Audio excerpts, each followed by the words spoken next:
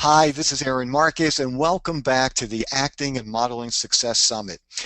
We have a really neat person that you're going to learn a lot from. Her name is Brenna McDonough, and let me share with you some information about her. She owns On Camera Training Studio, and it's located in Silver Spring, Maryland. She's been training talent for TV and film and webcasts since 1995. She's also a faculty member at Theater Lab in Washington, D.C., and Brenda's a full-time actor, and she's been cast in numerous TV shows and films, and fortunately we've had a chance to work together sometimes. She also co-authored with her husband, John Leslie Wolfe, the book You Can Work on Camera. Brenda, thank you so much for being here at the summit. Thank you, Aaron. So one of the things that you do, and you teach a lot of things in your on-camera classes, but one of the things is teaching people how to use a teleprompter. And I wanted to ask if you would just share some information about what is a teleprompter and really how would you possibly use it in the acting world? Right. Well, a teleprompter is a device that's attached to the camera. So when you look in the camera and you're about to make a presentation, what you see are your words, the script that you're required to present. So you don't really see the lens of the camera because this device fits over the lens of the camera. It just looks like a screen, almost like a TV screen, it's slightly smaller. And then there's a teleprompter operator that's attached to that in another part of the room who's listening to everything you say and checking the script as you go along. So basically, you're just looking into the lens, but I always recommend, imagine you're talking to someone when you're presenting, and your script is right there in front of you, and it eliminates the necessity of having to memorize. And when you're talking about the operator, is the operator that's the person who is changing the lines as you're reading? They're not necessarily changing the lines. They get the changes from the director or the writer, but they're I'm sorry. What I really meant was they're scrolling. Exactly right. They're That's scrolling. So the misconception I hear from a lot of people is, well, the teleprompter went too fast on my last job. And that only means one thing, because I say that the teleprompter is actor activated or voice activated. In other words, when you start to speak, they start to scroll. So the person who's presenting is setting the pace. If it's going too fast or too slow, it means one thing, that you, the presenter, are going too fast or too slow. I always say a teleprompter operator is listening so closely they can hear it when you blink your eyes. And so basically, because I know one of the areas where you will use a teleprompter are for they're called industrial films or educational films or corporate films, and basically these are training films in different situations. And sometimes, well, actually, you know what would be helpful if you would also explain what is an on-camera narrator, because sometimes we do get hired to be the on-camera narrator for an industrial film. So would you just explain what that means? Well, there are a number of categories. There's the on-camera narrator, so that would be the person who is sort of the face of the topic. And they're introducing things. And then there are the day players, and those are the other people who, in another part of the training film, might be sitting around a conference table laboring over whatever topic the narrator has presented. So the narrator is the front man. He's the person, he or she is the person who's talking directly to the camera. They don't have any other people in the scene. They're sort of seen as the authority of what the subject matter is. Well, I was just going to say, excuse me, on a little bit of a side note, sometimes it's kind of crazy because the on-camera narrator, at least if you are in the union, you get paid a whole lot more than if you are one of the day players, one of the actors who's working on the project for a day or even a couple of days. And the crazy thing is, it's the regular actors, the on-camera, just the day players. We spend so much time having to memorize the lines, and the crazy thing is we're getting paid a lot less than the on-camera narrator who can walk in, look at the teleprompter, and do their work and go home. Yeah, well, I, I guess that's what experience and union membership will do for you. Well, that's Um, why you want to be the on-camera narrator whenever no possible. kidding. If there's a possibility for that or a day player, I think I know what I'd vote for. But again, it really all depends upon, and sometimes, you can have very long passages on a teleprompter. And I always recommend that people study their script, um, study it very well prior to doing a teleprompter job because you want to be up on your skill as soon as that prompter starts to roll. I also believe that a prompter saves a production so much money because every time you make a mistake and you're memorizing, it's a whole lot different than making a mistake and just scrolling back a few sentences on a teleprompter. Well, and also you're going to get a lot further along when you've got the teleprompter. Yes. It Certainly, shortens that makes a lot more sense. it shortens the day considerably. So basically, if you are hired and you're going to be using a teleprompter, Mhm. how would you prepare when you are studying the side? Certainly, you don't have to have it memorized, Right. but I would tend to think that, you're going to tell people, well, you still have to be extremely familiar with it because do you constantly stare straight into the teleprompter the entire time, or do you sometimes, maybe look away and come back? How do you explain that to your Well, talent? usually when I tell people to prepare for a teleprompter job, what you need to do is when you're practicing, try to take in more than one word at a time on the page. Try to sort of read ahead, I say. And also sort of train your eye just when you're doing pleasure reading to read a sentence and then let your eye leave the page and see if you can come back to exactly where you left off. So you're sort of training your eye to take in a number of words at a time, read ahead a little bit, and also train your eye to leave the page and come right back to where you left off. Because when you're working on a teleprompter, you don't want to stare directly into the lens the whole time because then you'd look like an Like a zombie. yeah, you don't want that. Not a friendly look. So you want to train yourself to sort of read along, then look away and gather your thoughts and make it appear conversational. Yeah, I mean, because otherwise you just sound like a robot. And typically, I mean, certainly, each project can be slightly different, but quite often, especially if it's technical information, you don't want it to sound like a textbook and you want it to sound like a human who is, really trying to help somebody and help explain things to somebody, just like you said, in a way where you're, sitting down and just having a conversation with somebody, Right. because that's how you can get through some very difficult material. I mean, I'm sure you've experienced this a lot, where, I mean, sometimes it's stuff that we really don't even understand. Right. I mean, I know that certainly has happened to me. If I'm talking about fiber optic cables and building diesel engines, Mhm. but you have to be able to say it in a way that it just seems like it's just rolling off your tongue, in a very matter of fact way.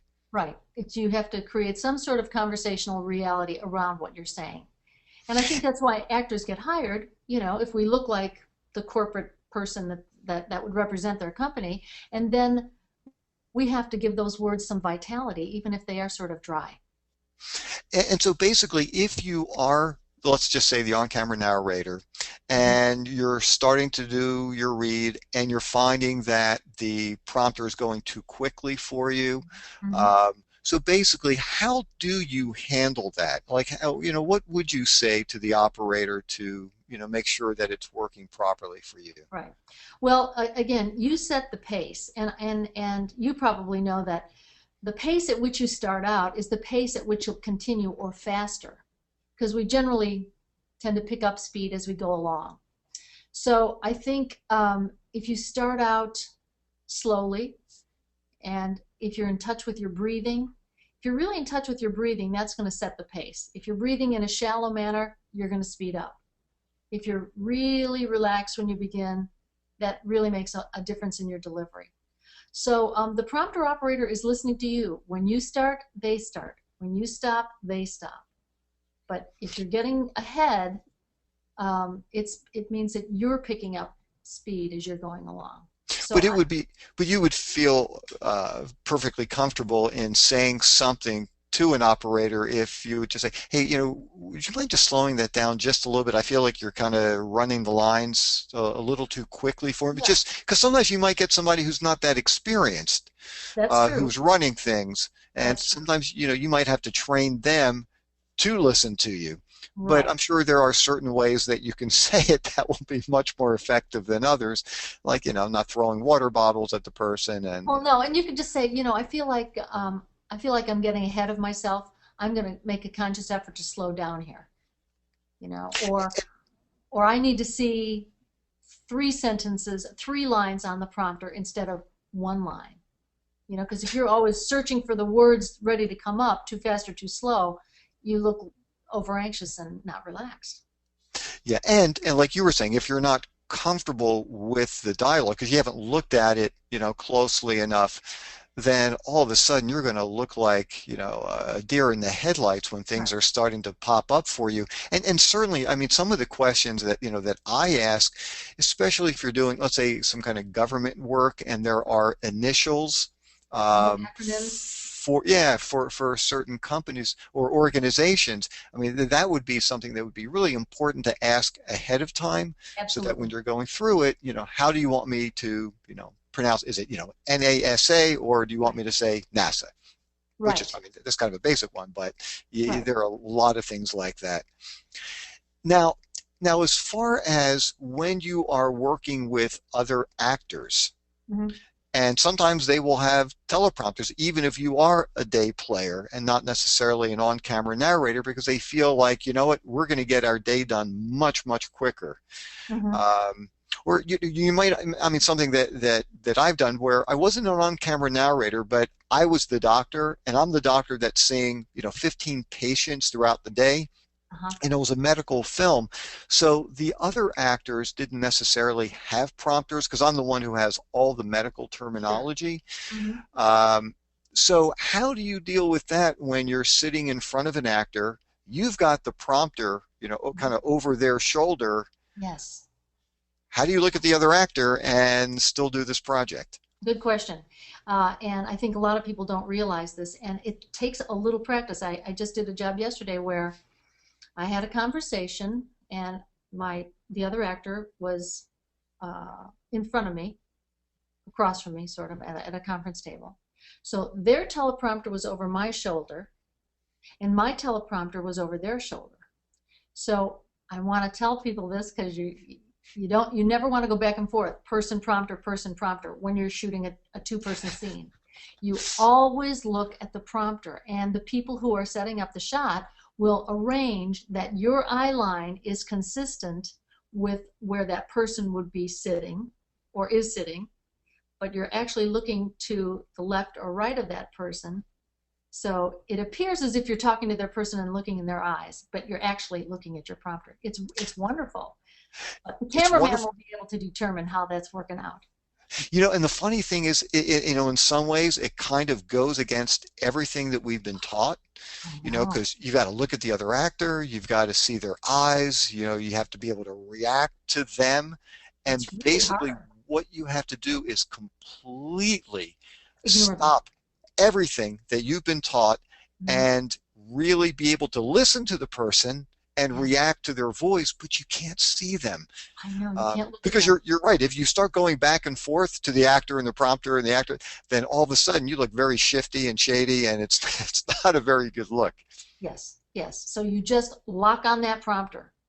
And another thing I tell Yeah. people is, oh, go ahead. No, no, no. Please go ahead. When you get to a job, um, you'll let the people know that you're there. But I always go over to the prompter operator and say, can I just look at the script and see how it looks the way he has it formatted? Because it won't look like the page of script that you have in front of you in your hard copy. So you just look over their shoulder, or sometimes you can stand in front while they're setting lights or, doing whatever they need to do to set up the production. And you can kind of rehearse a little bit at least of what the prompter is going to look like when you're standing in your spot. I don't think you can over prepare for a job necessarily. And I think it's a really good idea to practice every chance you get. Yeah, I agree 100%. I mean, I always ask while they are setting up, hey, can I just run through this a couple times? Because you're right, it looks so different on paper than on a prompter, just because you might only have 4 words Yep. on the prompter, and the page itself could have 12 or 15 words. So you want to be very, very familiar with it, and also you can also still make notes so that during breaks, if you know, okay, when a certain word comes up, there's going to be a pause, and you can recognize it on the prompter, Mhm. which it's hard to do right on the fly. Yes. So anyhow, yeah, you certainly cannot prepare enough. Right. Now, there is something else that you are also an expert um, in, and you also teach, and a lot of people probably don't know about this, but it's called an ear prompter. Oh, yeah. And would you explain what an Sure. ear prompter is and how do you use that? Sure. And your prompter is also another way to not have to memorize a lengthy script. And it consists of a couple of pieces. You have an earpiece that's connected to a recording that you've made of the script that you've been given. And technology has really come a long way. We used to be all wired up where we had a wire going down our back and we had to connect it to a cassette player, and it was great, but things have changed. Now we have digital recorders, and we can have a wireless or remote system so that we have the receiver getting the message from our digital recorder after it goes to a little transmitter. Anyway, it sounds a little bit more complicated, but there's really only 3 pieces of equipment that you need. More importantly, so you record your script on your digital recorder, you put that in your pocket, the director calls action, you hit your go button on your recorder, and you're hearing your script in your ear. Now everybody goes, oh, how could you do that? It takes practice, but it's not as hard as it sounds, and boy, is it convenient. And it saves you from productions where they can't afford a teleprompter operator, and also you don't have to memorize 30 pages of kind of boring script. I mean, So, oh, excuse me, I was just going to say, and especially, let's say if there was a scene where, even if it's not a matter of financing, just maybe physically you couldn't have a teleprompter. If you're walking down a hallway, sure, you're walking outside someplace and you can't have a teleprompter follow you, and you have, right, crazy amount of pages of dialogue, the yes, having an ear prompter is incredible. it saves you tremendously. So you hit your go button after the director calls action, and then you wait to hear 2 or 3, you're speaking 2 or 3 words behind what you're hearing. And I think that's what tricks people up. But again, you're familiar with your script. You're not saying anybody else's words. You're hearing your own voice. It just takes some training. In other words, again, practice. One of the things that I've noticed when I've seen people try to use ear prompters who are not very good at it, and this also happens when you try to start saying the very first word Oh, that you hear, it's a what disaster. happens is, it's the funniest thing. It's almost like sharks' eyes when they start to kind of roll Yeah, up in their head, and you can see the eyes actually going up, flutter. through the sockets because you're trying to hear the word. Yes. And for people who, and once again, I mean, I remember we did an industrial film once, and there was this one spot where you just had a lot of stuff on your own, Uh-huh. and you just pulled out your ear prompter, and you were incredible. And you're just talking like this, but you're hearing all the words in your head. And you're right. I mean, that's been my experience as well. I always wait for the third word to Yes, play in my head. So the yes, tricky thing is you're always 3 words behind. exactly. You never As want to be speaking the word you're hearing. Never. It's a disaster. Now, do you ever run into problems with either sound, whether a microphone is picking up the sound in your ear Yeah, as you're using the ear prompter? that does happen. And sometimes they can, in other words, I keep my earpiece in my left ear. And let's say my microphone is right here, and the mic is picking up my recording. So that's not a good thing. Well, you can do a number of things. You can reposition the microphone sometimes and work well with your sound person. But when I suggest that people practice, I suggest that they turn the volume down so far while they're practicing to see how low it can go and they can still hear themselves. And also how high you can stand the volume, because sometimes you'll be in a place where there's a lot of ambient sound. So I say practice with it very low and see see how well you can do with that. And also if your microphone can be repositioned. Well, Because, I know the one place where it's really tough, and I've only done this a couple of times in my life, but sometimes you're hired as a like a spokesperson at a huge convention for a Mhm. company, and you're the one standing outside the booth, and you're explaining, all the things about the company, and you're going to be doing this, tons and tons of times a day. It might be a 5 minute talk, but you're going to do it all day long, and just to try to go by memory it's very difficult. Really. But one of the hard things is there's so much noise. Quite often, these huge convention centers Mhm. that you've got to start blasting the earpiece because it's hard to really hear yourself. So that can be a little bit tricky. But when you really practice it a lot, you can become pretty comfortable with it as well. And also in a situation like that, Aaron, I recommend that people put an earplug in their other ear so that they're slightly less distracted with all, like at the convention center. Oh, that's a great idea. Yeah, Oh, it's I think I learned that from my husband. Hey, Brenda, I know we're going to have to wind this up, but I know that there were some questions that have come in, and I definitely want to get to some questions before we finish today. So, actually, this one from Lorraine in Detroit, we've already answered that one for her. This is an interesting one. This is from Gary in Oklahoma, and he's asking, if you need to wear glasses, but you can't use them for the shoot and you're using a teleprompter, what do you do? How do you make the words larger? Right. Well, the teleprompter operator can enlarge the font to as large as you can see it. Now, keep in mind that the larger the font, the fewer words are on the screen in front of you. So, but you can get larger font, you can get smaller font, you can get more contrast, you can have white letters on a black background or black letters on a white background.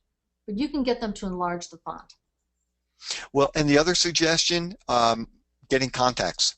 That might be really Absolutely. helpful to you as well. Very helpful. Yeah. And it's always good, just to have them just in case you need them and, in case Hmm. you're running into any problems. Hmm. Um, And get used to wearing them before you do your job. at the so you're not like blinking the entire time there. This is from Yoel in Montana. He's asking, people talk about seeing the camera as your friend. Would you explain what that means? Right. And we say that in our book too. Um, I used to say, imagine that you're talking to your best friend. Well, sometimes that's not pertinent to every script we have. But I like to think of the camera as a heartbeat. Now, that heartbeat could be your parakeet if you want it to be, or one of your children, or your dog, or something. Just make it a living, breathing entity that you feel good talking to, or you know that they're looking at you in an approving way. And so do you actually try to visualize that person in I the do. camera itself? I do. Instead of seeing the little round circular dark hole, I pick one of two people. Often talk to my sister Meg when I'm delivering at an audition.